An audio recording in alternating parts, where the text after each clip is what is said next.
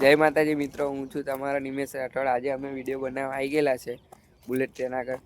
જોઈ લો આપણું R15 આ ભાઈનું, આ આપણી બસંતી ઊભી રહી। આવી ગઈ અમે ખેતરમાં આવી ગયેલા ચા લઈ, ખેતરમાં ડોગર કાપે છે। કોણ? જોઈ લો આ ભાઈ ચા લઈને છોકરાને લફડામાં પડ્યા હે। જો પેલા ભાઈ આગળ હેડે હે।